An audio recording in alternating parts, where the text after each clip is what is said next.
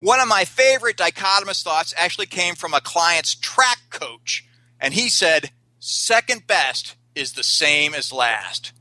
Wow, can you imagine? That would bum out Mother Teresa. Second place is the same as last. That's not true. Second place is silver medal. It's not at all the same as last. And then, see, rarely is any situation a complete disaster, maybe global thermonuclear war, but odds are high that whatever happens doesn't always qualify as a total catastrophe. It's just that we think about it that way. Dichotomous thoughts usually include words like always or never or every or none, and that's one way to recognize them.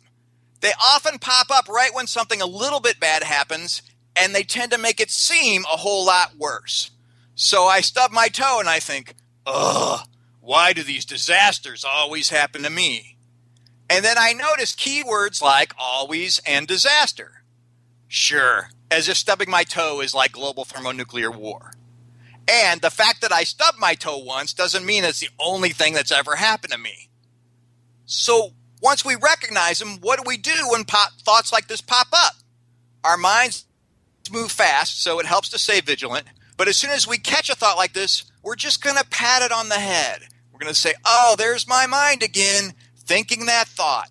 Why do these disasters always happen to me? Isn't it strange? But when I see a thought like this, I can take a closer look at the evidence. And I might conclude, actually, the stub toe isn't really a disaster. And in fact, other things happen to me besides stub toes, like dinners out, sex, cool podcasts, and the list goes on and on. This new way of thinking is not going to turn sad things into happy ones, but it's going to make debilitating negative emotions into tolerable negative emotions. So a stubbed toe is still going to hurt, and it's still a bit of a bummer, but it doesn't have to ruin my whole day. But if I spend every moment fuming about it, about how my life is nothing but a series of stubbed toes, well, you can imagine how my mind runs it.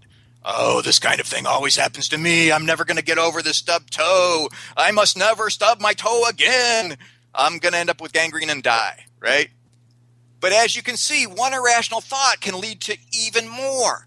Dichotomous thinking often leads to other maladaptive ideas, and I usually can catch these with musts and shoulds. Albert Ellis, the famous psychologist, dubbed this masturbation. And I assure you, masturbation's a lot less fun than anything it sounds like. Suddenly, I think I must do something when in fact I just could. Instead of preferring one action to another, I have to. I guess I think it's just, it's not global thermonuclear war. I don't have to do it this way. And, you know, I could wear steel-toe boots 24/7, but I don't have to. It's not a must, it's a could. When stubbed toes aren't global thermonuclear war, I don't have to feel compelled to intervene with some Doc Martens. These thoughts are going to pop up in our monkey minds in the strangest ways. We might think, I must never have a dichotomous thought. But of course, that's a maladaptive thought too. So when we're feeling bad, check on those thoughts, see if they really line up with reality, and then let them move along. I'm Dr. Mitch Earleywine. My enthusiastic thanks to producer extraordinaire Brosco and our special guest, UFCW's Jeff Ferro.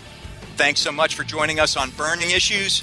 Follow your heart and let the data be your guide.